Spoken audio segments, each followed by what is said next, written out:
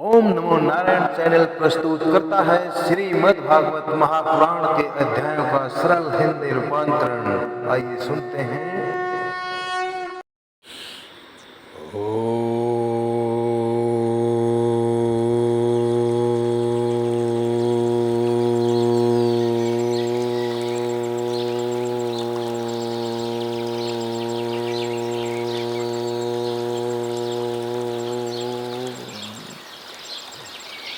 नमो भगवते वासुदेवाय।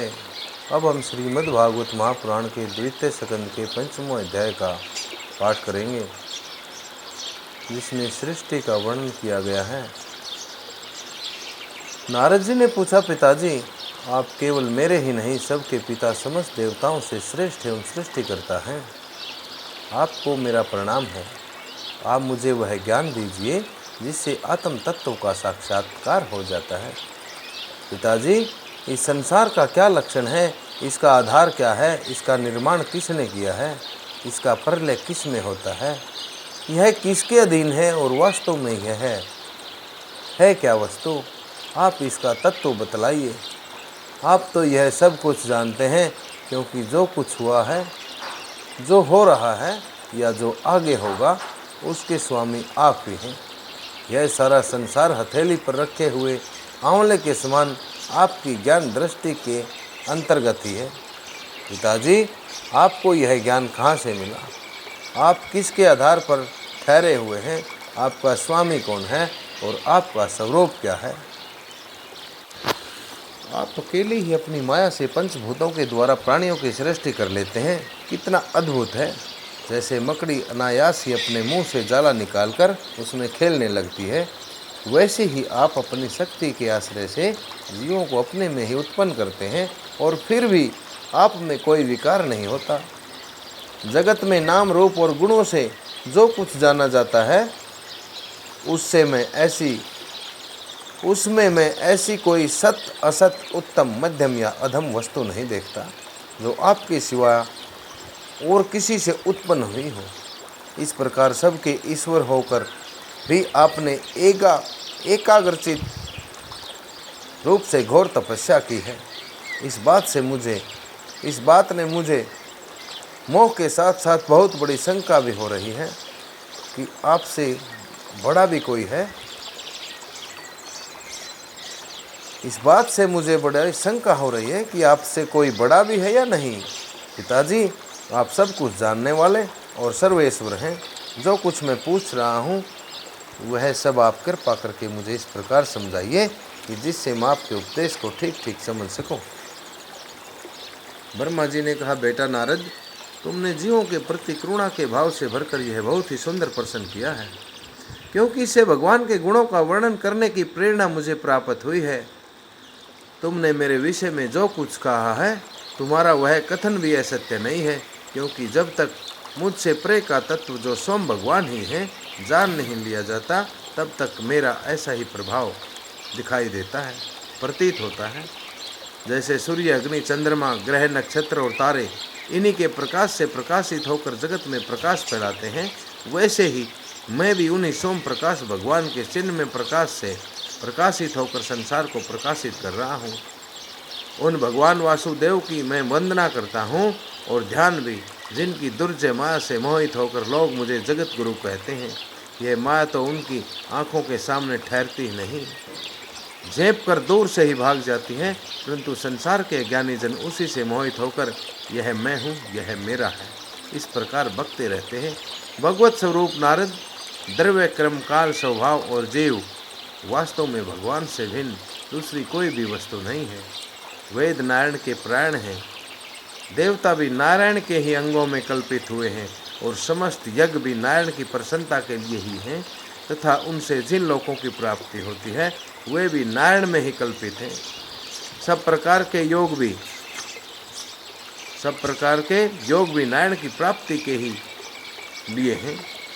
सारी तपस्याएं नारायण की ओर ही ले जाने वाली हैं। ज्ञान के द्वारा भी नारायण ही जाने जाते हैं। समस्त साध्य और साधनों का पर्यवसान भगवान नारायण में ही है। वे दृष्टा होने पर भी ईश्वर हैं, स्वामी हैं, निर्विकार होने पर भी सर्वस्वरूप हैं। उन्होंने ही मुझे बनाया है और उनकी दृष्टि से ही प्रेरित होकर मैं उनके इच्छा अनुसार सृष्टि रचता हूँ। भगवान माया के गुणों से रहित एवं अनंत हैं। सृष्टि, स्थिति और प्रलय के लिए रजोगुण, सत्वगुण और तमोगुण, ये 3 गुण माया के द्वारा उनमें स्वीकार किए गए हैं।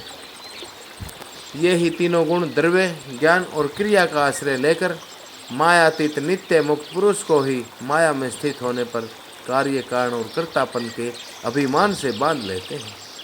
नारद, इंद्रियातीत भगवान गुणों के इन 3 आवरणों से अपने स्वरूप को भली भांति ढक लेते हैं, इसलिए लोग उनको नहीं जान पाते। सारे संसार के और मेरे भी एकमात्र स्वामी वे ही हैं।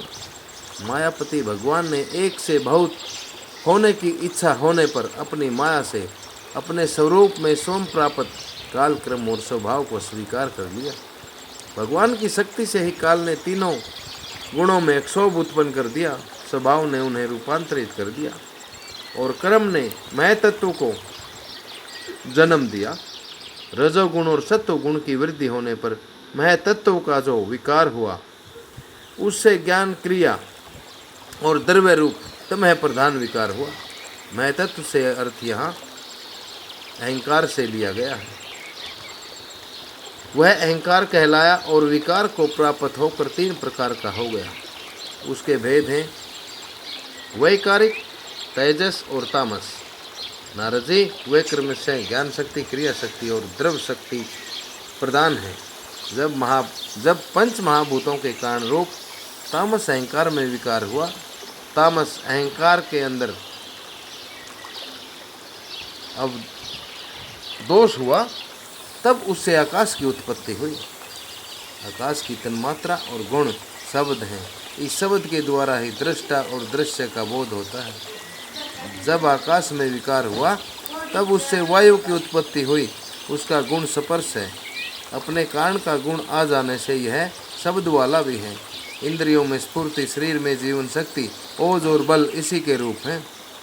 काल, क्रम और स्वभाव से वायु में भी विकार हुआ, उससे तेज की उत्पत्ति हुई। इसका प्रधान गुण रूप है। साथ ही इसके कारण आकाश और वायु के गुण शब्द एवं स्पर्श भी हैं।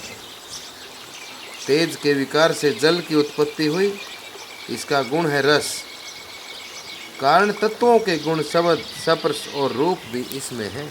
जल के विकार से पृथ्वी की उत्पत्ति हुई। इसका गुण है गंध। कारण के गुण कार्य में आते हैं।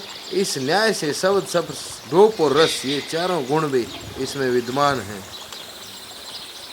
वैकारिक अहंकार से मन की, इंद्रियों के 10 अधिष्ठात्र देवताओं की भी उत्पत्ति हुई। उनके नाम हैं दिशा, वायु, सूर्य, वरुण, अश्विनी कुमार, अग्नि, इंद्र, विष्णु, मित्र और प्रजापति। तेजस अहंकार के विकार से श्रोत्र, त्वचा, नेत्र, जीवा और घ्राण, ये 5 ज्ञानेंद्रिया एवं वाक, हस्त, बोलना यानी कि वाक, वाणी, हस्त, हाथ, पाद, गुदा और जनेंद्रियाँ, ये 5 कर्मेंद्रियाँ उत्पन्न हुई। साथ ही ज्ञान शक्ति रूप बुद्धि और क्रिया शक्ति रूप प्राण भी तेजस अहंकार से उत्पन्न हुए। श्रेष्ठ ब्रह्मविद जिस समय ये पंचभूत इंद्रिय, मन और सत्व आदि तीनों गुणों परस्पर संगठित नहीं थे, इकट्ठे नहीं थे, तब अपने रहने के लिए भोगों के साधन रूप शरीर की रचना नहीं कर सके। तब भगवान ने इन्हें अपनी शक्ति से प्रेरित किया। तब वे तत्व परस्पर एक दूसरे के साथ मिल गए और उन्होंने आपस में कार्य कारण भाव स्वीकार करके व्यष्टि समष्टि रूप पिंड और ब्रह्मांड दोनों की रचना की। वह ब्रह्मांड रूप अंडा 1000 वर्ष तक निर्जीव रूप से जल में पड़ा रहा।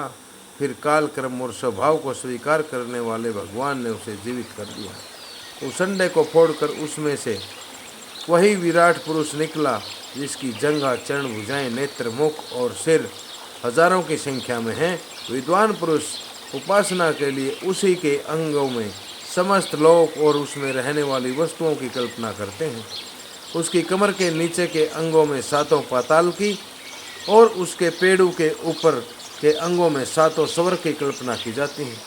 ब्राह्मण इस विराट पुरुष का मुख है, भुजाएं क्षत्रिय हैं, जांघों से वैश्य और पैरों से शूद्र उत्पन्न हुए हैं। पैरों से लेकर कटे पर्यंत, पैरों से लेकर कमर के प्रदेश तक सातों पाताल तथा भूलोक की कल्पना की गई है। नाभि में भूवरलोक की, हृदय में स्वर्गलोक की और परमात्मा के वक्षस्थल में महरलोक की कल्पना की गई है। उसके गले में जनलोक, दोनों सतनों में तपोलोक और मस्तक में ब्रह्मा का नित्य निवास स्थान सत्यलोक है। उस विराट पुरुष की कमर में अतल, जांघों में वितल, घुटनों में पवित्र सुतल लोक और जंघाओं में तलातल की कल्पना की गई है। एड़ी के ऊपर की गांठों में महातल, पंजे और एड़ियों में रसातल और तलुओं में पाताल समझना चाहिए। इस प्रकार विराट पुरुष सर्वलोक में है। विराट भगवान के अंगों में इस प्रकार भी लोकों की रचना की जाती है कि उनके चरणों में पृथ्वी है, नाभि में भुवरलोक है और सिर में स्वरलोक है। इस प्रकार श्रीमद् भागवत महापुराण परमहंस्याम संहितायाम द्वितीय सकंद पंचमो अध्याय। ओम नमो भगवते वासुदेवाय, ओम नमो भगवते वासुदेवाय। जिन सज्जनों को, जिन भक्तों को इस अध्याय के अंदर किन्हीं भी शब्दों के पूर्ण अर्थों को समझने में शंका है या उनके अर्थों के अर्थ जानने की इच्छा है, तो कृपया मुझे कमेंट्स डालकर अवश्य भेजें ताकि मैं उनकी शंका को अच्छी तरह से दूर कर सकूं। ओम नमो भगवते वासुदेवाय, ओम नमो भगवते वासुदेवाय, ओम नमो भगवते वासुदेवाय।